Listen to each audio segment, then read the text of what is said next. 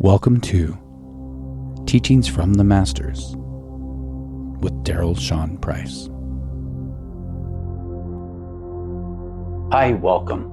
I'm so glad you're here. So I want to talk to you today about how much people seem to romanticize and almost hold up with honor and praise the idea of achieving something that's out there beyond you. And you're probably doing it right now without even realizing it. I hear phrases all the time like finding my path, stepping into my purpose, things like that. If you think about those phrases, what they're doing is saying you're not on your path right now. It's out there somewhere. You're not fulfilling your purpose right now. It's out there somewhere. And we love to use phrases like this to make it almost a noble thing that you are seeking something beyond yourself. And that's such an easy trap to fall into. But here's the reality. You want to know if you're on your path or not? You are. You exist right now. You are having this experience that is the exact experience you are meant to have at this moment with the beliefs you have and what you have already created. You are on your path. And I think where people get mixed up is they have these desires of who they really could be or could want to be or the things they want to accomplish or experiences they want to have. And so there's this idea of, well, I want to be a singer or a musician or something that I see as greater than me. And so they feel like, well, if they push hard enough against what they have, they'll be on a path to create that. And that's their purpose. The funny thing is, purpose is not something out there that's meant to force you to change. Your purpose is one thing and one thing only. That is to take and transmute energy into experience to live life. So you are already fulfilling your divine purpose, which is as a creator to take energy and create experiences and then have those experiences. And those desires that feel like they're out there, you create them by not seeking them because they're not out there, they're in here. And there's a couple other phrases that people like to use that kind of push away you being the creator now to some future thing or some future experience or some work you have to do before you're allowed to be the creator. Like one that I know is talked about frequently from some people that I love and respect and admire. But they use this phrase frequently. Well, we need to clean the energy, or I need to clean my energy. You do? How did it get dirty? Your energy is your energy. You might be aligned with things that don't match who you want to be right now, but you don't have to clean it. You don't have to go through all this work. You don't have to do all these things to make yourself now worthy to shift and align with what you really want. And that's what's really behind all of these phrases. It's this idea that somehow you have to prove yourself worthy to be able to have the thing you want, which just pushes it further away. Every single desire you have, and I mean every single desire, even the passing ones, you are automatically worthy of, or you wouldn't have them. You automatically have access to those desires and fulfilling them in whatever way with how much difficulty you choose to fulfill them with. And yes, you do choose the difficulty level. It's like a video game. When you first start it and you can say, okay, well, do I want to do the easy story mode where I just get to experience the story and everything works out in my favor and I'm never going to die? Or do I want to do the super extreme mode where I might have to die and save the game and come back a million times? And over again, our mind chooses the extreme mode. So why does it do that? Because let's say, for example, you have a desire to be financially free. You have a desire to have the freedom and all the money you want to do whatever you want, not have to work again. But now, as you're imagining that desire and it starts to become part of who you are, you're still experiencing something that doesn't match that. Well, rather than just observing that experience and allowing the dissonance of those two don't match, your mind wants to explain why. Like, oh, well, I need to clean my energy. I've got to go and do some more energy work. I need to find my true path, or I'm not really fulfilling my purpose, or whatever it is. So it comes up with the justifications that still make you feel good because it's trying to protect you from pain, that still push the thing out there. But once you truly, truly realize you are the creator of all things in your life, you can shift attention in any way you want. And that's really what it is.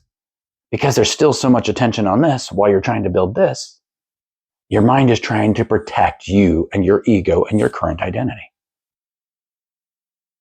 Now, I will say this. I'm not saying there are not times that people do things or need to do things to get to a point where they can now create what they want, and that's fine. But more often than not, I see people trying to use this as a justification for why they're not there yet, not as a real healing to get past the limiting beliefs that are their current identity. And that's really what that's all about. You get to create whatever you want, but you have to shift your identity. You have to shift your identity first. Because when you become who this person is, naturally the world has to match that. You have been who this person is, and naturally the world is matching that. So when you find yourself feeling like, well, I'm not really on my right path, I don't feel like I found my purpose, or any phrases like that, think about what's really happening. What you're doing is saying, I'm making up excuses for why this keeps happening, which means I'm paying attention to this happening, which means it's going to keep happening because I'm not shifting my identity. I'm giving myself more steps that I have to do before I can shift my identity. And yeah, you can play the game on extreme hard mode if you want. But you can also let go and play it on easy mode. And that's what the masters throughout all of history have taught over and over and over again. Shift your attention, be aware of what's happening. And I'm going to go back to those 3 A's. Awareness, acceptance, and appreciation. Be aware of what's happening, accept that it is happening, and appreciate that that is exactly what is happening because of what you've created. But don't give it the energy and attention. Observe it. Come back to the feeling of being who you want to be. Come back to being in alignment. And yeah, there will be, for a time, these two will feel like opposing forces, and that's fine. So what do you do when it feels like opposing forces? Watch what happens. That's it. You just watch and observe. You are mindful of everything without being attached to anything. Because your attention is on your alignment. Your attention is on what's happening on the inside. Your attention is my spirit, my heart, my mind, and my body in sync and in alignment. And if they are, all you do is follow the peace. So let's go back to what that means. We've talked about it a lot, but I want to dive a little deeper right now. Follow the peace is you follow what naturally feels like peace in this moment, whether or not it makes sense how it lines up with this or how it is dealing with that. You just follow the peace. And there are times you following the peace will make no sense. I know you've heard stories from me over and over again, but let me share another one. So recently, we had something happen. We have this car that we've been driving for a while. And I say we, me and my tribe of people. We have this car we've been driving for a while, and it's the only car we have because we didn't really need another one at this point. And we were worried about, is this car going to be able to make the move with us across the nation, et cetera? Well, unfortunately, an accident happened, and the car just got wrecked. So yeah, there's the external stress of, well, that's not my ideal life. That's not financial freedom. That's not da-da-da-da-da. That I could have given my attention to, and my brain wanted to, and like, well, there's a reason, and then there's this, and then there's that. I observed that it happened. I was aware. I accepted that it happened. I appreciated that this is now an experience we're having. And here's the kicker. So I don't have some huge verifiable income where I can say, hey, look, here's my W-2s, and here's all the money I make, et cetera, et cetera, et cetera. I don't have a bunch of savings because it was all put into moving across the nation. And I don't have great credit because honestly, I haven't worked on it. But in the middle of all this, I had one thought. Go log on to this bank account that you have. And I have several, but this is one that I felt like logging on to. Go apply for an auto loan. I did. Not only did they approve me for a loan that covers a brand new car. It has right now 135 miles on it total, with payments that are about the same as the old car that we were worried about making it across the nation. There is no logical reason I should have qualified for that. But it doesn't matter. I followed the piece, and the miracle happened. Now, if my brain was driving the bus, it would not have done that, because it would have said, well, you're just going to get more inquiries. You're just going to be in a worse situation. And you just need to go pay some money for something that's good enough. Maybe you just need to rent a car, get up there, figure out how to get a car when you get there, et cetera, et cetera, et cetera. And it could have. And it might have been fine. And I could have played it on hard mode and eventually gotten a car. But in the middle of, oh my gosh, this accident happened. I still haven't even finished with the insurance and what they're going to do with the car. I went and with 2 clicks, got approved for a car loan. They sent me a check for the total amount of what the car loan would be in the mail the next day. I walked into a dealer and said, I do not need financing, and let me negotiate. Here's a brand new car that is going to last you a long time and is exactly what you need. Done. Without changing my day-to-day situation or making it worse or more heavy, which it probably would have had I let the brain drive the bus. But here's the real kicker. I don't know if I'm going to keep this car for a long time or not. I don't know what's going to happen next. I don't know if there's a lot of I don't knows, and I don't care. I followed the piece. I got the miracle. It's the same thing with the house that we're about to move into. So as we were looking for houses, for places to move, because we knew it was time for us to move on from the place we're at, over and over again, things just weren't clicking. And mine kept saying, well, you have too many animals and you have this situation and you're not going to find an easy place to rent. You better just take whatever you can get. And maybe it's not the best, but it'll be a landing spot. Nope, didn't feel right. That feels like force. So we decided to look out on the coast of Maine, which is someplace I've loved for a long time and always wanted to go to. Now, there were 7 houses in the entire state of Maine that would match what we need. But found one right on the coast in Belfast, called them up, talked to the gentleman. We did not have to fill out an application. He did not pull our credit. He did not even verify your income. He said, okay, if you can pay the deposit, it's yours. Sent him the deposit. We now have this beautiful 5-bedroom home right on the coast of Maine in Belfast, on a gorgeous piece of property that's 1.5 acres that already has fruit trees and grapevines and stuff on it.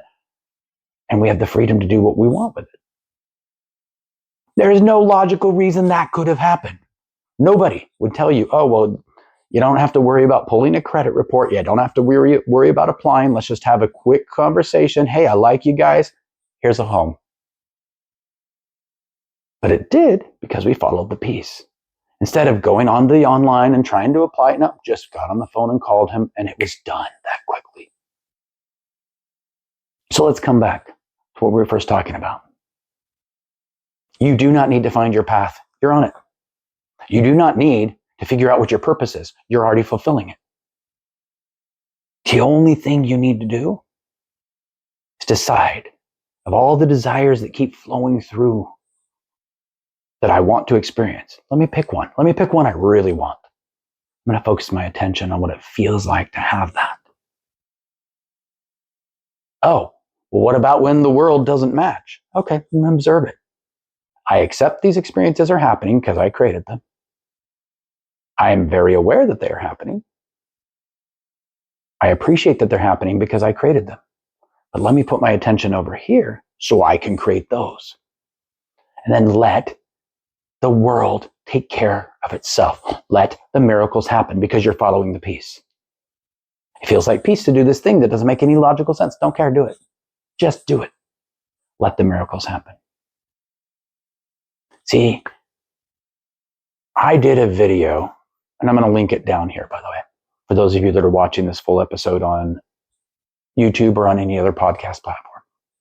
But I created a video years ago called Prisoner of Purpose. And the idea is this. You'll get an idea in your head of, I'm going to be this person. Let's say it's a singer. I'm going to be a singer. And you dive into it and you push to be a singer. And decide that's your purpose. I am a singer. And that was never your purpose. That's just an experience, a desire, a breadcrumb that the universe put in front of you to point you in a direction that would help you get more in alignment. You are not defined by what you have done, what you can do, by what has happened to you, or by any successes or failures. Those are just experiences. But our mind loves to make us prisoners of purpose. We have to be fulfilling something. We have to have this purpose. We have to have this thing that we do to accomplish so we can show the world that we're of value. And so often we take that impulse and use it to push away us just being the master and being at peace.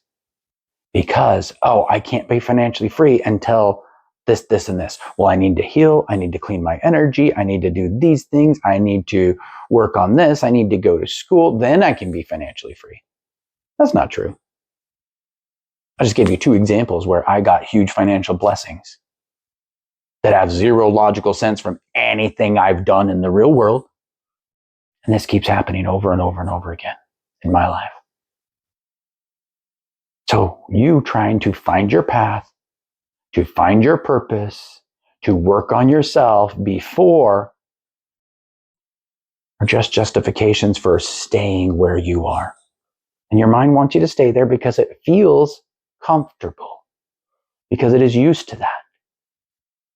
Because your mind feels like it is safer to choose the devil you know versus the heaven that you don't. Familiarity is safety to the logical mind. So, I want you to take a real look at yourself. Where are you doing this? Where are you so stuck in I have to become who I want to be instead of just being who you want to be? Well, I can't have this experience until I do all these things and become this and have that, and I need to find my path and my purpose. No. Your path is right here beneath your feet. Your purpose is creating experiences, which you're already doing, so you're already fulfilling it. No matter what experiences you create, you have fulfilled your purpose. And you don't need to clean your energy or fix anything. You need to accept.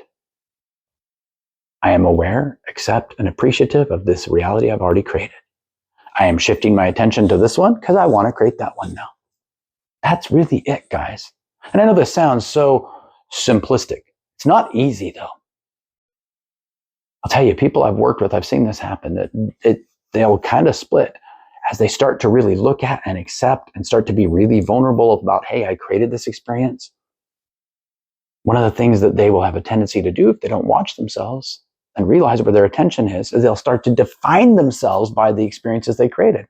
Well, this horrible thing happened to me, and now because of my trauma, I have to do this, and now I have depression, and now I have anxiety, and now I'm a victim, and I have to be the victim, and because I'm the victim, now I got to go out in the world and fix all the other issues for all the other victims. They've defined themselves by an experience they don't want to have. Or, on the flip side, well, I've always been the musician in my family, so I have to do music stuff, and every time we show up to a family thing, I'm going to perform music, and I'm going to be that person, and that's who I am, and I've got to keep practicing, and I've got to keep doing that because other people expect me to do that. So that's who I have to be, and I have to fulfill that purpose, even if it doesn't feel like peace. You know, my son's a good example. For years and years and years, his mom pushed him to do art. He was very, very good at drawing. He's very good with art, and basically she decided that's who he was. He's an artist. And every birthday and every Christmas, he got more art supplies, more art kits, more canvases and things. Until as an adult, he said, I hate it. I hate being an artist because I never got a choice to be anything else. Because I was good at it and once showed an interest, that was now how they defined me. And yes, outsiders can do that, but more often than not, you're the one doing that.